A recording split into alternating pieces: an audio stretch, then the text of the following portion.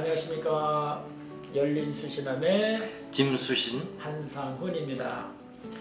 오늘은 그 안면 거상술 있잖아요. 네. 페이스리프트, 영어로 페이스리프트의 예. 그 타겟, 이 골이 뭐냐, 이 골이 왜 수술하느냐 이거에 대해서 한번 얘기해 보겠습니다.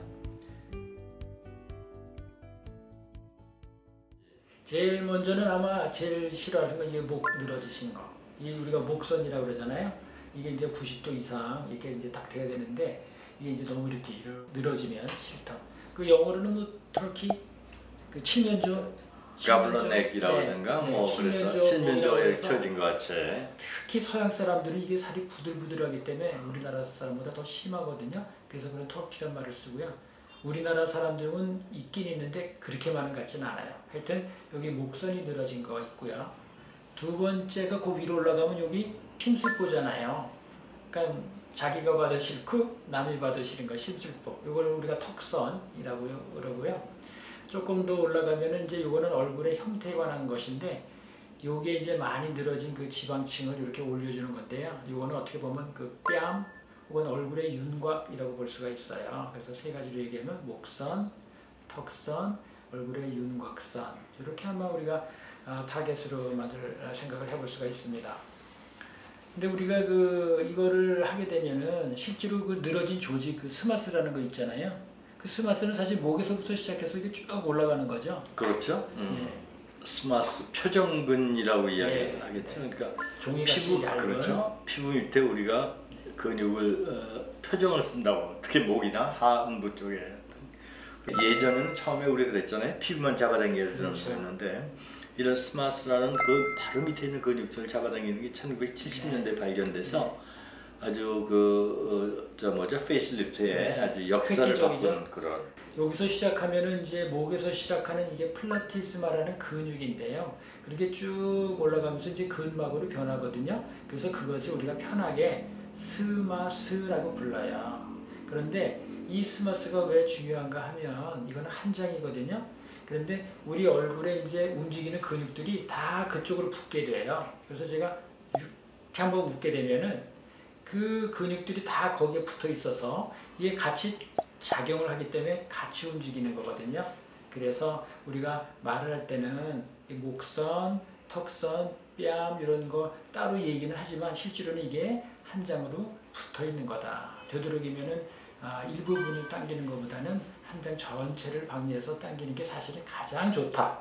그러나 그 수술이 굉장히 클 수가 있잖아요. 그리고 어떤 환자들은 꼭 얼굴 전체가 처지지 않은 분도 있거든요. 그때는 공도에 따라서 조절할 수가 있겠다. 이렇게 얘기합니다. 물론 이제 환자의 상태에 따라서 네. 커스터마이즈 그 사람에게 맞는 방법을 쓸 수가 있는데 피부만 당기면 속에 계속 늘어져 있잖아요. 그렇죠.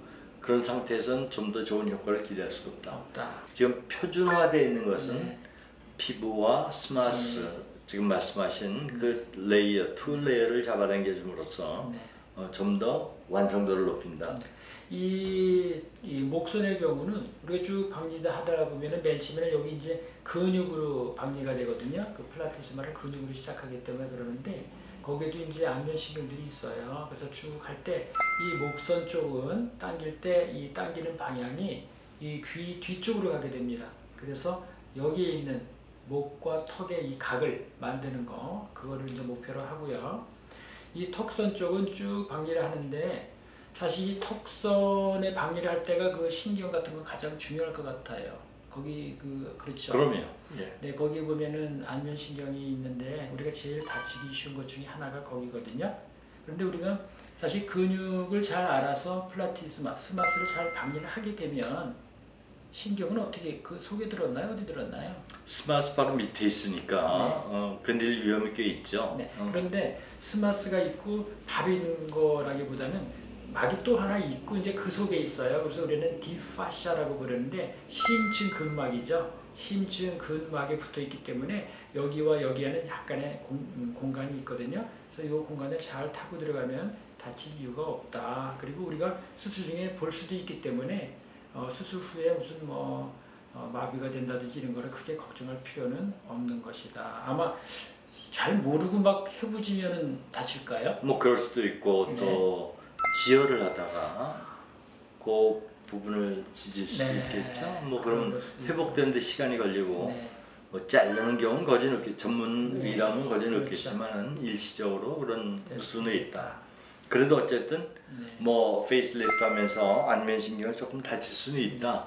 그 생각을 하고 그럼 대부분 회복된다. 있기는 있죠. 그런데 물론이죠. 이게 약간의 그 마비가 있는 거는 거의 다 회복이 되는 거, 90% 이상 회복이 되는 걸로 돼 있고요. 이 턱선은 여기에 그 괴로움한 어떤 갸름한 라인, 계란형 얼굴, 그리고 여기 처진 거 싫어하는 거, 또 혹은 여기 메리오네트 라인, 아마 이런 걸 좀 개선하는 게 우리의 목표고요. 이 턱선이 쭉 일자로 잘 나타나는 거, 그게 우리의 목표입니다. 그 이제 마지막 얼굴 위로 올라가면은 여기 얼굴 윤곽인데요. 나이가 들면 이제 퉁퉁하신 분도 있지만 이게 쭉 빠지면 이렇게 길쭉하고 이렇게 생기거든요. 그러니까 젊어서의 탄력이 없어지죠. 그래서 이 조직들을 쭉 올리게 되면은 아무래도 위쪽이 훨씬 더 통통하게 이렇게 이제 탄력 있는 얼굴을 가질 수가 있는데, 이 결국은 이제 우리가 스마스를 당길 때 거기에 있는 그 진피층 밑에 있는 그 지방층들이 같이 올라가기 때문에 옛날에 그 푹 꺼진 것들이 이렇게 통통하게 이제 회복이 되는 것이죠. 지금 중요한 그 개념이 하나 변화가 또 있죠, 선생님. 그러니까 페이스리프트 하면 우리가 피부가 처진 것, 심술보, 또 이 팔자, 코 옆에 골 같은 것이 많이 처져가지고 나이 든 사람들이 많이 한다는데, 요새 좀 더 어그레시브한 그 성형을 하는 사람들은 얼굴형을 바꾸겠다. 그렇죠. 에서도 페이스리프트를 사용합니다. 지금 말하는 그 수술적인 방법으로 당기는 것 외에도 지방을 재배치한다든지, 지방이 많으면 지방을 빼낸다, 또 필요한 것을 넣는다 함으로써 얼굴의 가로 세로의 비율을 바꾼다든지, 또 지금 말씀하신 대로 계란형으로 바꾼다든지, 이런 걸 위해서도 그 페이스리프트를 이용합니다. 근데 아주 공격적인 방법이라 사실 우리 전통적인 성형외과에서는 잘 찬성을 하지 않지만, 어쨌든 그것도 세상이 바뀌니까 또 하나의 조리가 될 수 있는 가능성이 있다고 생각합니다. 지금 말씀하신 거 참 중요한데요. 우리가 이제 제일 쉽게 이게 이 주름 수술이라고 그러잖아요. 주름이 많아서 주름을 떼기는 수술. 그런데 지금 말씀하신 거는 그 주름 수술이라는 개념보다도 물론 좋아지긴 하는데 얼굴형 자체가 형태를 바꾸는 좀 더 젊어졌을 때의 모습, 그러니까 회춘, 자기가 10년 전, 15년 전에 젊었을 때의 모습으로 돌아가는 것이다. 이렇게 그거 말고도 내가 이렇게 약간 빛이 퉁퉁한 젊은 애들도 고등학교, 대학교 다니는 이 싫어 라면 한다 이겁니다. 참 지나친 것 같기도 하고. 좀 지나치죠.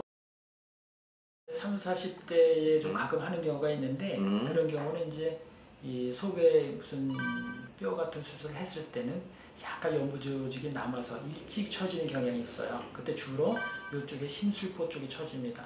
근데 이런 경우에는요, 실을 하고 뭘 해도 이게 잘 안 올라와요. 그랬을 때는 역시 조그만 절개, 그때는 절개가 작습니다. 해서 스마스층을 그때는 약간 부분적으로 좀 당겨주면 훨씬 좋은 모습도 가질 수가 있습니다. 우리 타겟은 목서부터 얼굴 전체, 그리고 주름도 있지만 얼굴의 형태, 이런 것을 그 수술의 목표로 한다.